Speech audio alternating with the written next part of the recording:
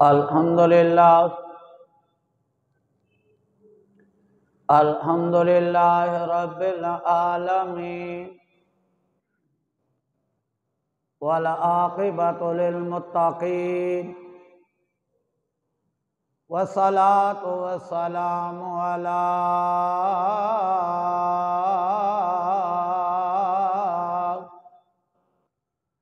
मन काना नबिय्यन व आदमु बैनल माइ वत्तीन अम्मा बाद फ़अऊज़ु बिल्लाहि मिनश शैतानिर रजीम बिस्मिल्लाहिर रहमानिर रहीम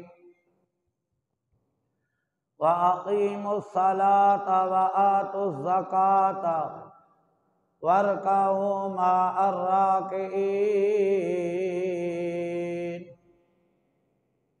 आमन्तु बिल्लाहि सदक़ल्लाहु मौलानल अज़ीम व सदक़ रसूलुहुन नबियुल करीम व नहनु अला ज़ालिका लमिनश शाहिदीन वश्शाकिरीन वल्हम्दुलिल्लाहि रब्बिल आलमीन।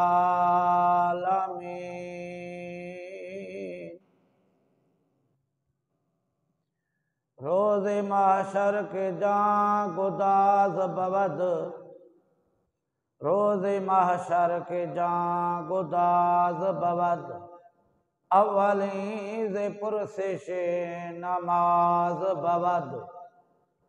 सुम्मा क़ाल अल्लाहु ताला फ़ी शानि हबीबी इन्नल्लाह व मलाइकतहु युसल्लूना अलन नबी या अय्युहल्लज़ीना आमनू सल्लु अलैहि व सल्लिमू तस्लीमा।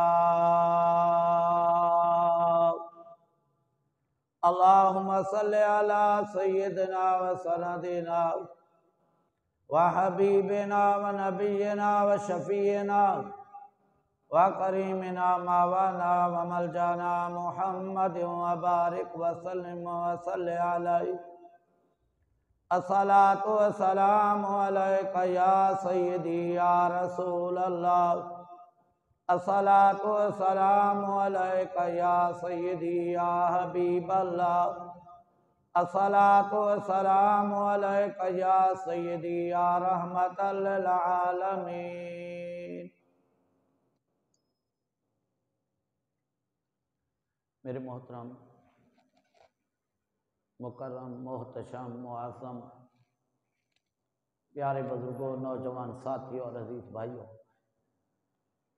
अल्लाह तबारक व तआला की बारगाह बेपनाह के अंदर दुआ गो हो कि खालिक कायनात मालिक लम यज़ल कादिर मुतलक हय्यो क़य्यूम बेनियाज रब्बे करीम मुझ जैसे खाकसार को, गुनाहगार को, आजिज़ और नाकिस बंदे को, कम इल्म को, कम अमल को इस आयत करीमा जमीला का सही तर्जमा बयान करने की तौफीक अता फरमाए। फिर दुआ कि अल्लाह ताला हम सब मुसलमानों को हक़ सुनने के बाद हक़ को समझने, हक़ को कबूल करने, हक़ पर अमल करने की तौफीक अता फरमाए। दोस्तान मन, पिछले जुमे भी यही आयत करीमा आपके सामने तिलावत की थी। आज जिस आयत करीमा को तिलावत किया गया है, अल्लाह तबारक व तआला ने हमें हुक्म फरमाया नमाज पढ़ने का। नमाज अगर पढ़ने का हुक्म होता तो जिस वक्त इंसान को फरागत मिलती अपने काम काज से तो नमाज पढ़ लेता, नमाज अदा हो जाती। लेकिन अल्लाह ताला ने इस आयत करीमा के अंदर फरमाया वाक़ीमुस्सलाता, नमाज कायम करो। नमाज कायम करने का मकसद यह है कि वक्त मुकर्रर के ऊपर नमाज पढ़ो। यानी फजर का टाइम सुबह सादिक से लेकर तुलूए आफ्ताब तक है। आपने फजर की नमाज सुबह सादिक के बाद सूरज निकलने से पहले पहले अदा करनी, और ज़ुहर का टाइम सूरज ढलने के बाद ज़िल्ले असली के बाद अहनाफ के नज़दीक दूसरा साया जब मुकम्मल हो जाए तो आप ज़ुहर की नमाज पढ़ सकते हैं। फिर असर का टाइम ग़ुरूब आफ्ताब से पहले पहले आप अदा कर सकते हैं। मगरिब का टाइम सूरज ग़ुरूब होने के बाद आप शफ़क़े अबयद तक, यानी जो आसमान के ऊपर सफ़ेदी जब ख़त्म हो जाए, पिलहाट ख़त्म हो जाए, तो फिर आपके मगरिब का टाइम ख़त्म हो जाता है। फिर मगरिब के बाद इशा का टाइम शुरू होता है सुबह सादिक तक, यानी नमाज तहज्जुद तक आप इशा की नमाज पढ़ सकते हैं। ये बात हमने आम तौर पर सुनी है कि लोग कहते हैं सोने के बाद इशा की नमाज नहीं होती। हुक्म तो यह है कि वक्त अव्वल में नमाज अदा की जाए, लेकिन अगर कोई बंदा सो गया है, सोने के बाद भी इशा की नमाज को सुबह सादिक तक अदा कर सकता है। तो अल्लाह ने फरमाया अकीमुस्सलात, नमाज कायम करो, यानी वक्त मुकर्रर के ऊपर नमाज पढ़ो। ये नहीं है कि आप एक टाइम में कई नमाजें पढ़ लें। तो नमाज 5 वक्त की नमाज हमारे ऊपर फर्ज है टाइम मुकर्रर के ऊपर। फरमाया अकीमुस्सलात, नमाज कायम करो, व आतु ज़कात, ज़कात अदा करो। अब दूसरी बात यह है वरकाऊ मअर राकिईन, रकू करने वालों के साथ रकू करो, यानी बाजमात नमाज अदा करो। नमाज जमात से पढ़ना हर इंसान के ऊपर वाजिब है, यानी नमाज अगर जमात से छोड़ेंगे तो गुनहगार हो। अगर कोई शरई उज़्र आपके दरमियान में हायल ना हो तो हर मर्द के ऊपर जमात से नमाज पढ़ना वाजिब है। और इसका फायदा यह है कि अगर आप नमाज अकेले पढ़ोगे तो एक नमाज का सवाब मिलेगा, अगर जमात से नमाज अदा करोगे तो 27 नमाजों का सवाब मिलेगा। जिस तरह घर में अकेले नमाज पढ़ोगे तो एक नमाज का सवाब, आप मोहल्ले की मस्जिद में चले जाएंगे तो 27 नमाजों का सवाब, अगर आप जामा मस्जिद में चले जाएंगे तो 50 नमाज का सवाब मिलेगा। लेकिन फरमाया अगर वो नमाज आप मस्जिद नबवी में जाके पढ़ेंगे तो 50,000 नमाज का सवाब मिलेगा। अगर मस्जिद हराम यानी काबे के अंदर जाके नमाज पढ़ेंगे तो 1 लाख नमाज पढ़ने का सवाब है।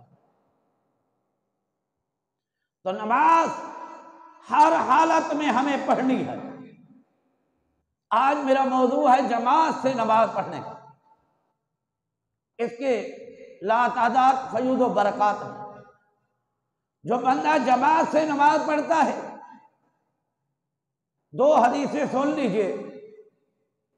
मेरे आका ने फरमाया पहली सफ के अंदर कोई आके नमाज पढ़े तो जब क़यामत के दिन इंसानों की सफ़ें बनाएंगी जाएंगी तो अल्लाह ताला उन बंदों को पहली सफ में जगह अता फरमाएगा जो पहली सफ के अंदर आकर नमाज अदा करते हैं। आज देखिए दुनिया का एक असूल है, कोई वजीर आजम या सदर की मजलिस हो तो पहले वजीरों को जगह दी जाती है, मुशीरों को जगह दी जाती है, फिर उसके बाद 22 ग्रेड के अफसर बैठते हैं, फिर आवाम पीछे बैठती है। लेकिन अल्लाह की बारगाह के अंदर भी जब क़यामत के दिन सफ़ें लगाई जाएंगी उसके अंदर 22 ग्रेड के अफसर को पहले नहीं बिठाया जाएगा, उसमें किसी वजीर मुशीर सदर को नहीं बिठाया जाएगा। अगर दुनिया के अंदर वो जूते बनाने वाला है यानी मोची भी है, वो नमाज का पाबंद है और पहली सब में आके नमाज पढ़ता है अल्लाह ताला क़यामत के दिन उसको पहली सफ के अंदर जगह अता फरमाए। तो प्यारे भाइयों, जमात से नमाज पढ़ना बहुत बड़ा फायदा है। और हुजूर अलैहिस्सलातु वस्सलाम ने फरमाया, अगर किसी बंदे को पहली सफ के फयूज़ो बरकत का पता चल जाए, उसकी बरकत का पता चल जाए, तो मुझे अंदेशा है कि लोग एक दूसरे को कत्ल ना करें। यानी तकबीर उला और पहली सफ के अंदर इतनी फयूज़ो बरकत हैं कि सरकार ने फरमाया अगर किसी को मालूम हो जाए तो मुझे अंदेशा यह है कि वो एक दूसरे को कत्ल ना कर ले। तो प्यारे भाइयों, ये जमात से जो हम नमाज पढ़ते हैं, ये तरीका पहली उम्मतों के अंदर नहीं था, बल्कि सरकार मदीना सल्लल्लाहु ताला अलैहि वसल्लम ने फरमाया, जब मैं मेराज की शब गया, बैतुल मामूर के ऊपर फरिश्तों को ऐसे सब में खड़े होकर नमाज पढ़ते हुए देखा, और सरकार ने वही अमल आकर हमें बताया। मैं ये बात भी अर्ज कर दूं, ये जमात से जो हम नमाज पढ़ते हैं, हुजूर से पहले किसी उम्मत के ऊपर ऐसा तरीका राइज नहीं था। यानी आदम अलैहिस्सलाम से लेकर ईसा अलैहिस्सलाम तक जो लोग नमाज पढ़ते थे, उनका तरीका ये नहीं था कि वो सफ़ों में खड़े होकर नमाज, बल्कि वो अकेले अपने घरों के अंदर नमाज पढ़ते, उनकी नमाज हो जाती।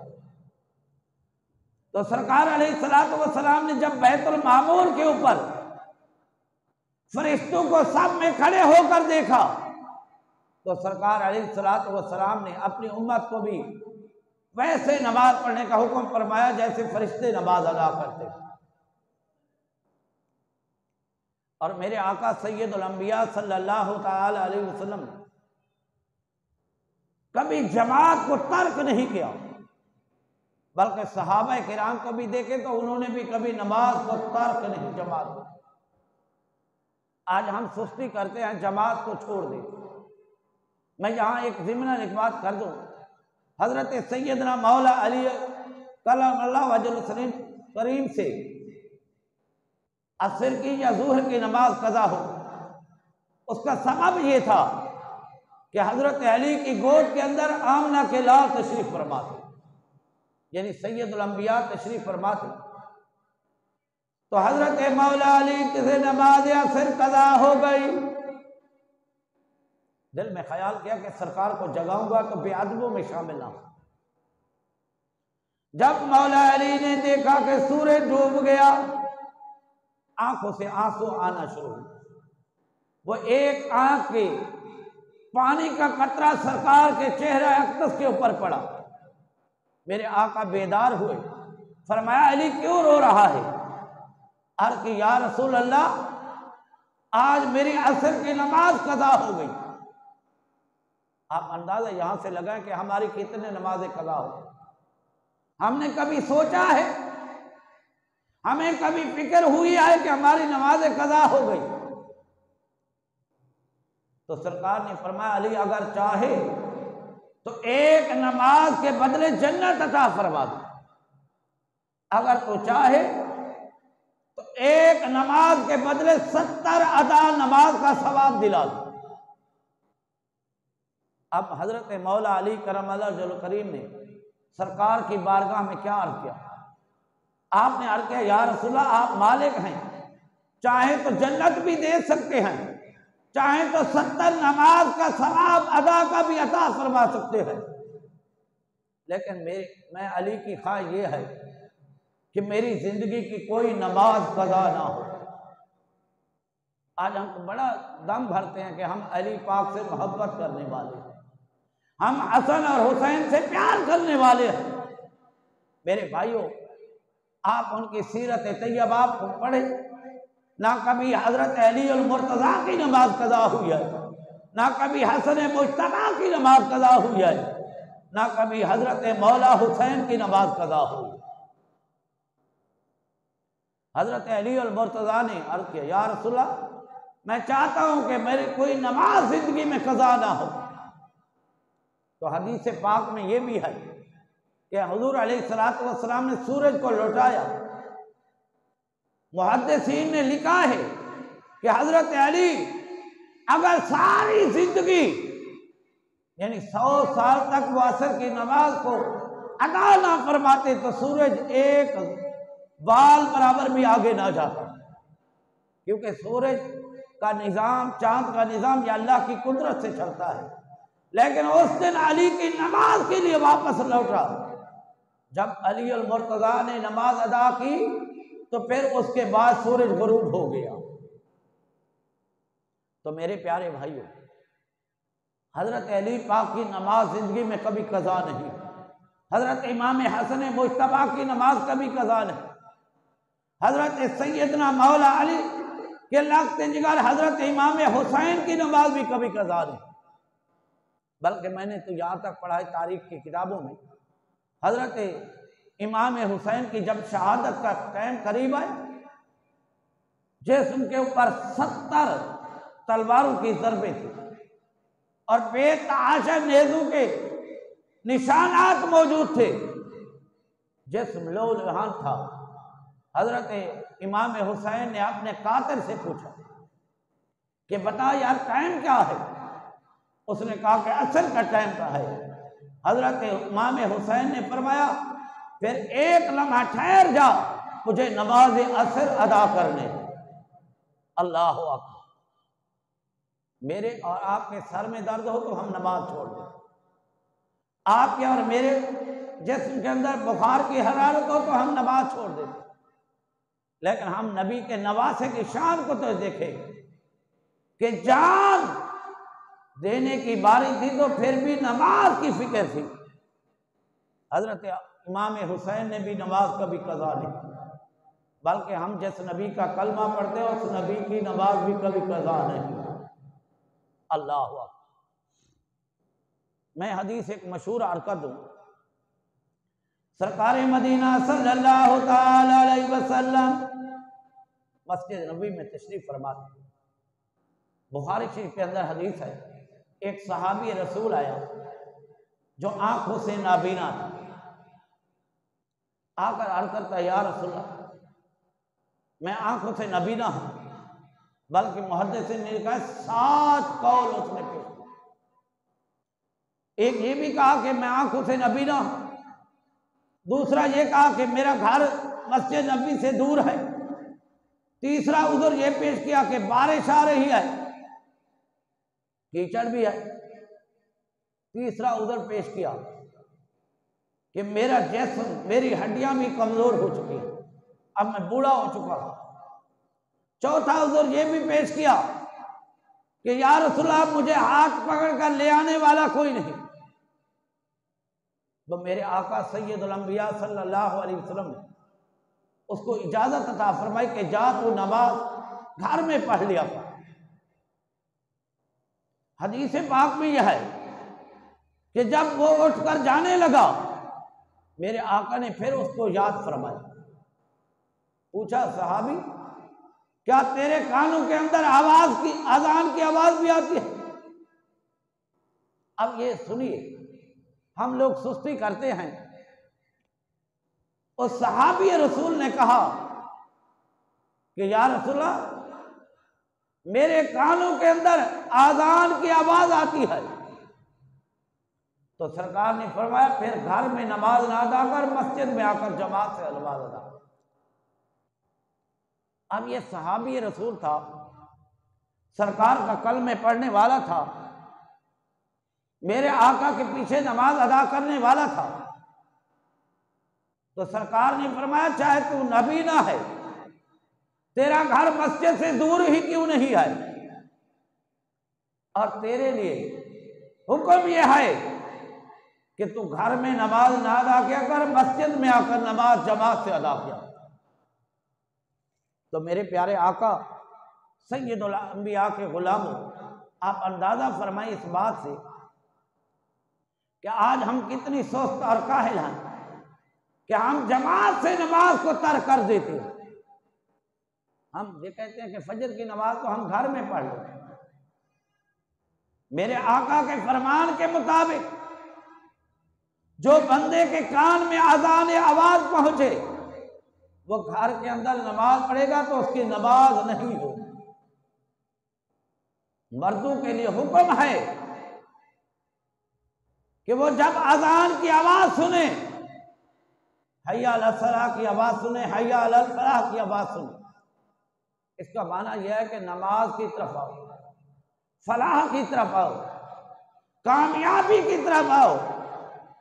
तो फिर हमारे लिए हुक्म यह है कि हम सारे काम काज छोड़ के अपने घर से उठकर नमाज जमात से आकर अदा करेंगे, तो फिर हमारी नमाजें अदा हो। एक और हदीस सुन ली। सरकार के बारगाह में एक शख्स आता था, वो जमात से फजर की नमाज पढ़ता, लेकिन दुआ से पहले चला जाता था। जैसे आज हमारी आदत भी यही है कि हम दुआ मांगने से पहले उठ के चले जाते हैं।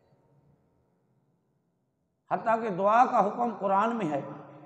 अल्लाह फरमाता है फाइज़ा फरागत फंसब, जब तुम नमाज से फारिग हो कोशिश से अपने रब की बारगाह में दुआ किया करो।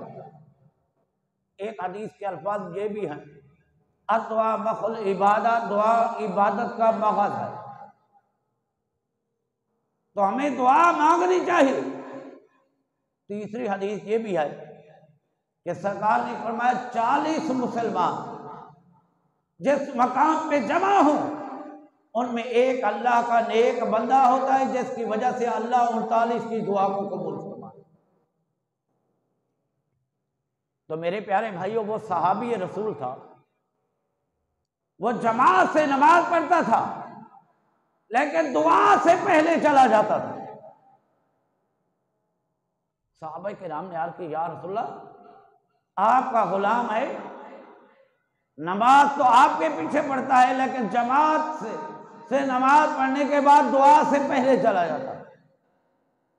तो सरकार मदीना ने फरमाया कि कल उसको कहना कि तुझे आका सल्लल्लाहु ताला अलैहि वसल्लम याद फरमा रहे। अब सहाबा किराम की सीरत तैयबा को देखें। 2 सहाबी उसके साथ नमाज जो पढ़ रहे थे, उन्होंने उसके जिस्म के ऊपर हाथ लगाया, कंधे पे हाथ लगाया। वो शख्स मुतवज्जे हुआ तो सहाबी ने कहा कि कल तुझे आका दो आलम सल्लल्लाहु अलैहि वसल्लम याद फरमा रहे। अब वो सहाबी बैठ गया। जब नमाज से आका फारिग हुए, दुआ के बाद सरकार ने पूछा, मेरे गुलाम मसला क्या है, तो दुआ से पहले चला जाता। आज हम भी दुआ नहीं मांगते, दुआ से पहले चले जाते हैं। तो जरा गौर फरमाएं, अगर दुआ की अहमियत ना होती तो मेरे आका कभी दुआ के लिए ना फरमाता।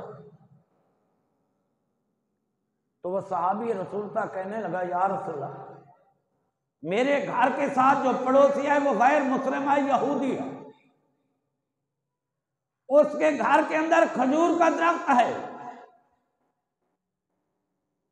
अब जब उसकी खजूरें मेरे 4 दीवारी के अंदर आती हैं, मेरे सहन में आती हैं, मैं नमाज पढ़ के इसलिए जल्दी जाता हूं कि उसकी खजूरें उठाकर उसके घर के अंदर फेंक देता हूं, ताकि जब मेरे बच्चे सुबह उठे वो बगैर इजाजत के उस खजूर से जो खजूरें गिरी हैं वो ना खाएं। मैं इसलिए सुबह चला जाता हूं। तो मेरे आका अलैहिस्सलातु वस्सलाम ने फरमाया, जा वो खजूरें तो उठाकर अपने पड़ोसी के घर में डाल दे। सरकार नमाज से फारिग हुई तो इमाम अल अंबिया सहाबा किराम की जमात के साथ उस सहाबी के घर में गए। फरमाया, अब तेरी ख्वाहिश क्या है, ये खजूर का दरख्त तुझे खरीद ना दे? सहाबी ने कहा, या रसूलल्लाह, मालिक हैं, जैसे चाहें वैसे फरमा दो।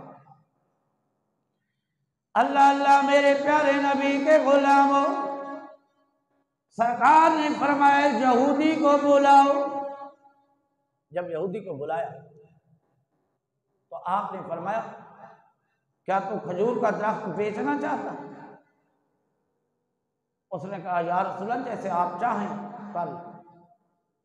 सरकार ने उसकी कीमत तय फरमा दी। सहाबा को हुक्म दिया कि जो खजूर की कीमत अदा करेगा कल मैं मोहम्मद उसको जन्नत के अंदर उसको खजूर अता फरमाऊंगा। एक सहाबी ने कीमत अदा कर। अब दूसरी बात ये थी कि वो यहूदी बारगाह मुस्तफा में कहता है कि या रसूल अल्लाह मैं यहूदी जरूर हूं लेकिन बेगैरत नहीं। आप मेहरबानी फरमाएं इस अपने गुलाम से कहें ये खजूर एक मर्तबा इसके खोशे काट ले, बार बार मेरे घर पे ना आए। आज हम नमाजें पढ़ते हैं लेकिन हमारे अंदर ये बात नहीं, बगैर इजाजत के लोगों के घरों में चले जाते हैं।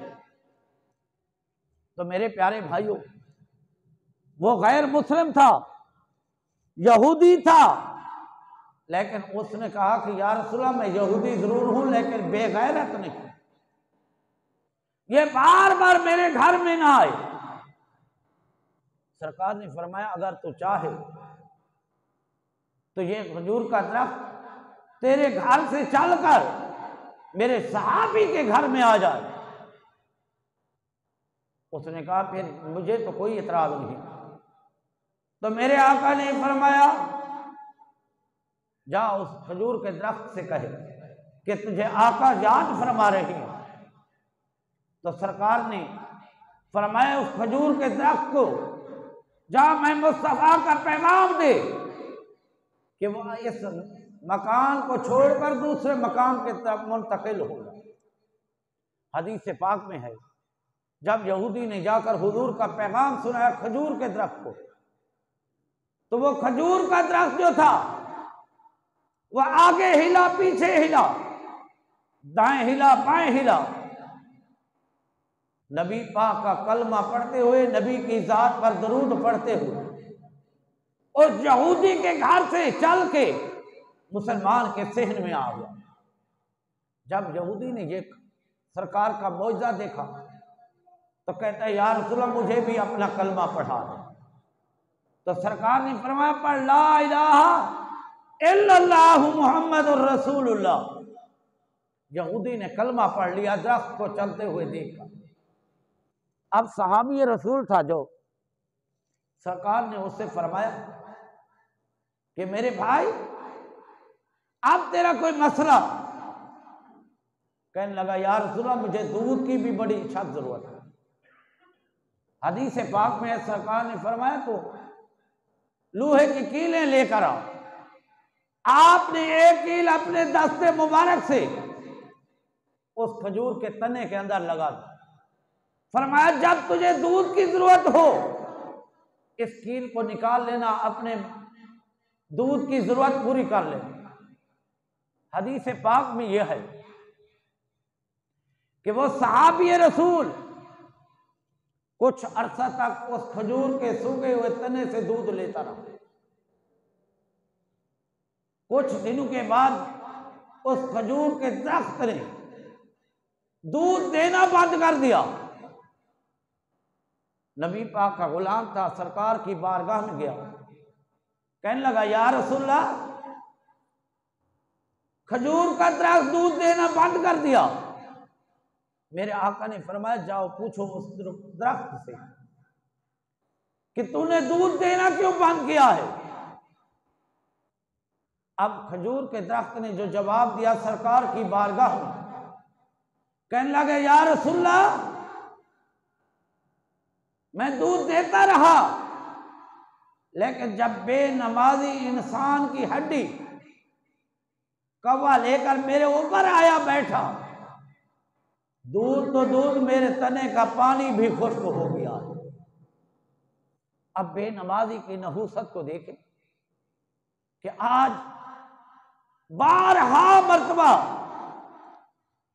हम कुरान और हदीस की बातें सुनते हैं, हर घर के अंदर ये आवाज पहुंचती है कि नमाज पढ़ा करो।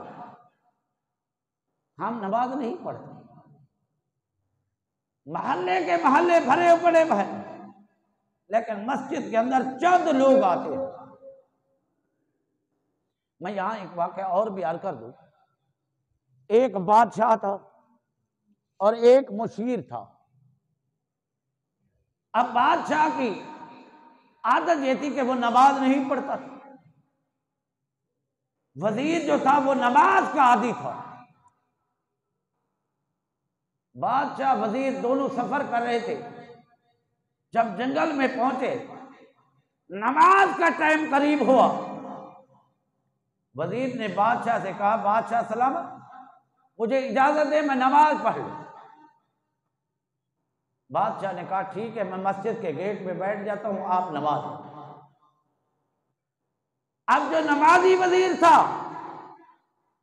उसको थोड़ी देर लग गई नमाज पढ़ते पढ़ते। अब बंदा इंतजार में बाहर बैठा हो तो कितनी शिद्दत से उसको महसूस होता है कि इतनी घड़ियां गुजर गई। बादशाह ने आवाज दी मुशीर से, कहने लगा, तुझे कौन अंदर से बाहर नहीं आने देता? वजीर ने जवाब में कहा, बादशाह सलामत, जो रब आपको मस्जिद में आने की तौफीक नहीं देता, वो मस्जिद से मुझे बाहर निकलने की भी इजाजत नहीं दे रहा। तो इस बात से अंदाजा लगा, ये नमाज जो पढ़ने हम चंद लोग आते हैं, ये अपनी मर्जी से नहीं आते। हमारा रब राजी होता है तो हमें नमाज पढ़ने की तौफीक अता फरमा। और अगर वो रब, ये लोग ना सोचे कि हमारे पास बड़ी दौलत है, हम बड़े पैसे के मालिक हैं, लेकिन हम नमाज तो नहीं पढ़ते। आप उनसे कहें कि आप पर रब नाराज है, इसलिए आपको रब मस्जिद में आने की तौफीक भी नहीं देता। रब जिस पर राजी होता है उसको मस्जिद में आने की तौफीक भी अता फरमाता है। ना कोई बंदा अपनी मर्जी से नमाज के लिए आ सकता है, ना कोई अपनी मर्जी से नमाज छोड़ सकता है। यह अल्लाह की रजा है, अल्लाह की मेहरबानी है। जिस बंदे पे अल्लाह रहमत करता है उसको नमाज पढ़ने की तौफीक भी अता फरमाता है। आपके दफ्तर में 10 बंदे काम करते, जब अल्लाह अकबर की आवाज उनके कानों में पहुंचती है, अब जो नमाजी होता है वो बेताब हो जाता है। वो कहता है, जितनी जल्दी हो मैं मस्जिद में चला जाऊं। और जो नमाज नहीं पढ़ते वो अपनी कुर्सी पे बैठे रहते हैं। तो आप सोचेंगे वो भी तो इंसान है, लेकिन मेरे भाई, जिसको अल्लाह तौफीक देता है वही मस्जिद में आते हैं। जिस पर अल्लाह राजी होता है उसको मस्जिद में आने की तौफीक देता है। और फिर मस्जिद में आने के बाद भी हमारे अंदर चंद खूबियां हैं। कुछ ऐसे नमाजी भी होते हैं कि जल्दी जल्दी नमाज पढ़ते हैं, बाहर चले जाते हैं, वो तो दुआ नहीं मांगते। आपने जुमे के दिन देखा होगा कि यहां नमाज तो लोग जमात से पढ़ते हैं, लेकिन दुआ नहीं मांगते। बात तो ऐसे हैं सुन्नत भी अदा नहीं करते। मेरे प्यारे भाइयों, सुन्नत बात जो मौका है वो लाजिम है हमारे ऊपर पढ़नी। बल्कि हदीस पाक में यह है कि कुछ सुनते ऐसी भी हैं जिसका बंदा इनकार करे तो वो भी कुफर की हद तक जा पहुंचे। जैसे कहा गया, फजर की दो सुनते हैं वो दुनिया जहान की सारी नेमतों से बढ़ के 2 सुनते नेमत है। और ज़ुहर की 4 जो पहली सुनते हैं, मेरे आका अगर जंग के दौरान हालत जंग में भी होते थे तो फिर भी आप 4 सुन्नत को कज़ा नहीं फरमाते थे। तो मुआक्कदा सुनते पढ़ना ये भी हमारे लिए लाजिम है, और जमात से नमाज पढ़ना ये भी हमारे लिए लाजिम है। और जमात से नमाज पढ़ने के बाद भी जो मुआक्कदा सुनते हैं ये भी हमें अदा करनी चाहिए। फिर दुआ के अंदर जरूर शामिल हुआ करें, हो सकता है कोई अल्लाह का ऐसा नेक बंदा हो जिसकी वजह से अल्लाह ताला सबकी दुआ को कबूल फरमा दे। ये इज्तिमाई दुआ का फायदा ये भी होता है। हम लोग क्या करते हैं, जुम्मे के 2 फर्ज पढ़ते हैं, भाग जाते हैं, फिर हम पता नहीं घर में नमाज पढ़ते हैं कि नहीं बकाया पढ़ते, और फिर दुआ के अंदर हम शामिल नहीं होते। तो दुआएं अल्लाह ताला हमें जुमे की नमाज पढ़ने की भी तौफीक अता फरमाए, और जुमे के बाद जितनी सुनते हैं अल्लाह वो भी अदा करने की तौफीक अता फरमाए, और जुमे के बाद हम जो इज्तिमाई दुआ करते हैं अल्लाह उसमें भी शमूलियत इख्तियार करने की तौफीक अता फरमाए। व आखिर दावाना अनिल हम्दुलिल्लाहि रब्बिल आलमीन व मा अलैना इल्लल बलागुल मुबीन। जिन दोस्तों ने सुनकर पढ़ लिया।